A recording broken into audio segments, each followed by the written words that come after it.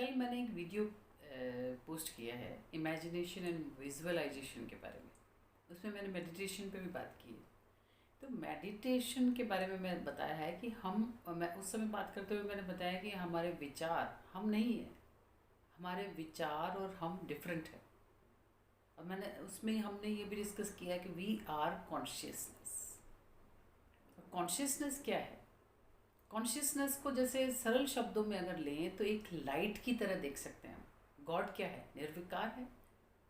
God is universal consciousness, निर्विकार है and निराकार है। तो गॉड को एक लाइट के रूप में, वाइट लाइट के रूप में देखा जाता है। और वाइट लाइट जो है वो यूनिवर्स में सर्वव्यापी है, ओमनी प्रेजेंट है, ओमनी पोटेंट है। तो जब सब जगह वो वाइट लाइट है तो इस यूनिवर्स में जो भी कुछ है, जो भी कुछ है वो उस वाइट लाइट उसके अंतर्गत ही आता है। तो जितने भी प्राणी हैं वो उस यूनिवर्सल कॉन्शियसनेस का ही पार्ट है। इस यूनिवर्सल कॉन्शियसनेस को एक पिरामिड की तरह हम देख सकते हैं। टॉप पे white light, pure consciousness, godly consciousness, and उसके डिफरेंट पार्ट्स हैं, अलग अलग पार्ट्स हैं। वो पार्ट्स हैं वो जो अलग अलग मेंटल स्टेट, अलग अलग जो मानसिक विचारधारा है वो उस कॉन्शियसनेस के पार्ट हैं। बट दिखते वो सेपरेट हैं सब कॉन्शियसनेस के पार्ट, पर they all are connected with each other in the pyramid form. अब मैंने जब कल बात की थी कि हम तो केवल हमारे विचार जो हैं हम उनसे डिफरेंट है। होना क्या चाहिए कि हमारे विचार हमारे कंट्रोल में होना चाहिए, लेकिन हम टोटली अपने विचारों के, और इन अदर वर्ड्स टोटली हम अपने माइंड के कंट्रोल में हैं। अब कॉन्शियसनेस को जैसे पिक्चर में आप जाते हैं, एक लाइट होती है, एक प्रोजेक्टर होता है, वहाँ से लाइट आती है, उसके सामने जो भी पिक्चर रखी जाती है वो पर्दे पे दिख जाती है। अगर लाइफ को देखा जाए तो वो भी इसी तरह है। हमारे अंदर एक कॉन्शियसनेस है, वाइट लाइट है, और उस वाइट लाइट के सामने उसमें अनलिमिटेड पोटेंशियल है, अनलिमिटेड पोटेंशियल है उस वाइट लाइट में।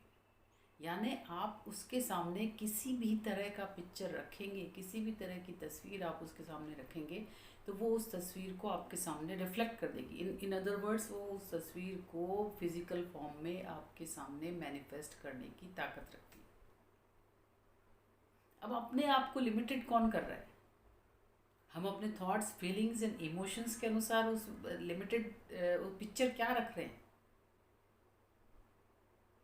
आप करके देखिए, अपने जो कॉन्शियसनेस है उसके सामने आप मेडिटेशन में बैठ के अपनी इमेज बनाइए, जो आप बनना चाहते हैं, जो आप, क्योंकि मैंने कल बताया था कि हमारे माइंड की लैंग्वेज पिक्चर है, और पिक्चर्स के फॉर्म में हम समझते हैं। तो अपने आप को देखिए कि आप अपनी लाइफ में क्या चेंजेस करना चाहते हैं, उसको विजुअलाइज करिए, उसको देखिए, और उस कॉन्शियसनेस जो है वो धीरे धीरे धीरे धीरे धीरे धीरे वो आपकी लाइफ में मैनिफेस्ट होना शुरू हो जाता है, वो लाइट उस पर जो पड़ती है। अनदर थिंग इज़ दैट कि फ्रीक्वेंसी की बात यूनिवर्स में जो है कि फ्रीक्वेंसी की बात बहुत होती है। तो उस जो कॉन्शियसनेस है उसकी जो क्वालिटीज़ के अनुसार जब हम मैच करते हैं तो वो और जल्दी होता है कि जब कहीं भी आप जाते हैं उस व्यक्ति की क्वालिटी के अनुसार आप अगर डील करेंगे उस व्यक्ति से तो व्यक्ति आपसे बहुत जल्दी अट्रैक्ट होगा। सिमिलरली गॉड की क्वालिटी है universal love, unconditional love and surrender. उस शक्ति को अगर हम सरेंडर भाव से, अनकंडीशनल लव और पॉजिटिविटी के साथ में वो पिक्चर जब हम प्रोजेक्ट करते हैं तो बहुत जल्दी उसका इफेक्ट आता है, क्योंकि हम फ्रीक्वेंसी से मैच हो रहे हैं। गॉड की गॉडली जो फ्रीक्वेंसी है, जो हमारे अंदर जो लाइट है उसकी फ्रीक्वेंसी से मैच हो रहे हैं।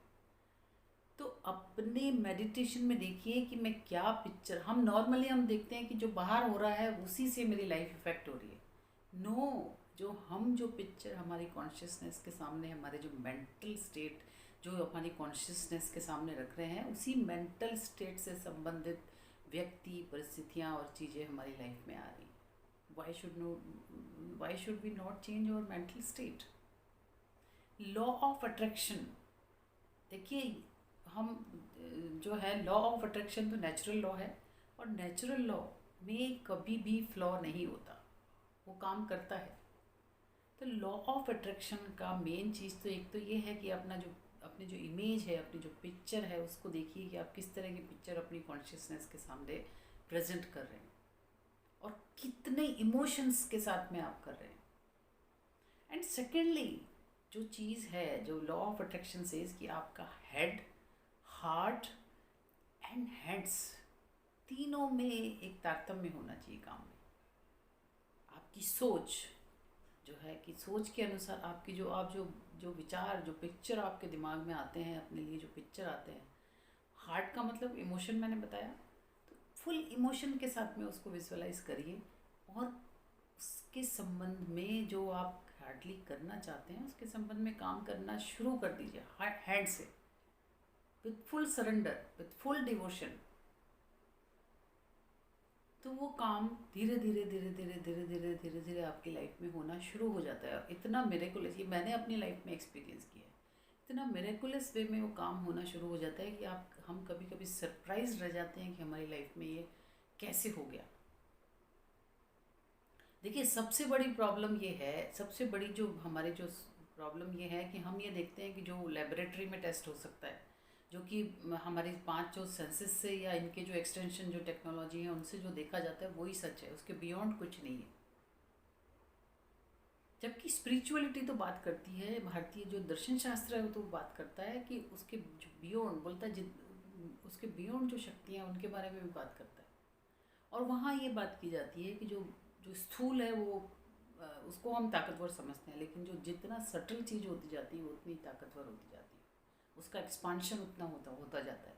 ये 5 तत्वों से देख लीजिए आप, पृथ्वी है, स्थूल है पृथ्वी, और उसका जो उससे सटल है वाटर, उससे सटल है फायर, और उससे भी सूक्ष्म है एयर।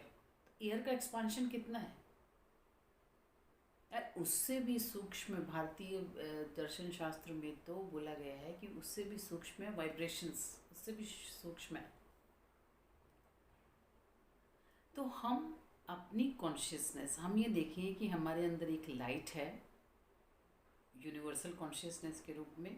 वो यूनिवर्सल कॉन्शियसनेस ने हमें फ्री विल दी हुई है कि हमें अपने मेंटल माइंड को यूज़ करके, हम अपने विचारों को यूज़ करके उसके सामने हम कुछ भी पिक्चर प्रेजेंट कर सकते हैं। और उस कॉन्शियसनेस में इतना पोटेंशियल है कि वो पिक्चर हमारे सामने यदि हम प्रॉपर वे में उसके हमारे कॉन्शियसनेस के सामने प्रेजेंट करें तो हमारी लाइफ में मैनिफेस्ट होती है। इसीलिए स्पिरिचुअल, भारतीय दर्शन में स्पिरिचुअलिटी में बोला जाता है see within yourself, don't try to control. अब हमारे चारों तरफ की सराउंडिंग्स को कंट्रोल करके हम खुश नहीं रह सकते। अपने अंदर देखिए, अपने अंदर जो आप चाहते हैं, जैसा जीवन आप चाहते हैं, जैसा आप लाइफ लीड करना चाहते हैं, वो अपने अंदर प्रोजेक्ट करिए, उसको फील करिए और उस पर काम करना शुरू करिए। जितने भी सक्सेसफुल लोग हैं, जितने भी यहाँ पे सक्सेसफुल लोग हैं, आप देख लीजिए, उनका यही फंडा है लाइफ में, एंड लॉ ऑफ अट्रैक्शन। तो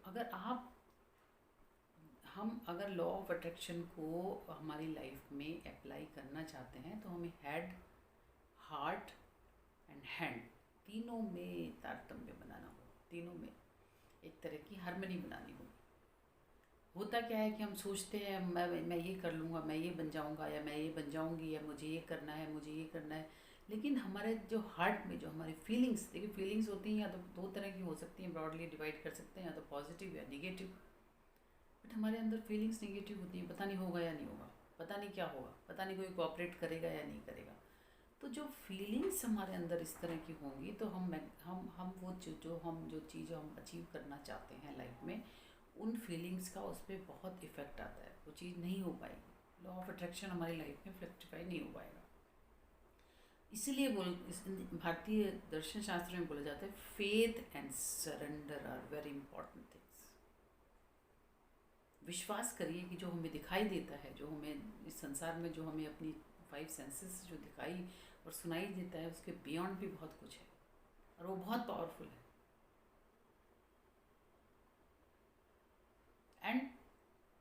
उस शक्ति में फेथ रखिए, उस शक्ति को सरेंडर करिए, सरेंडर करके अपने जो भी पिक्चर है उस शक्ति के सामने आपके अंदर प्रेजेंट है वो कॉन्शियसनेस, उसके सामने प्रोजेक्ट करिए, और वो प्रोजेक्ट फिर आप देखिए कितने मिरेकल होते हैं। और अपने हेड, हार्ट, हैंड में हारमोनी रखिए।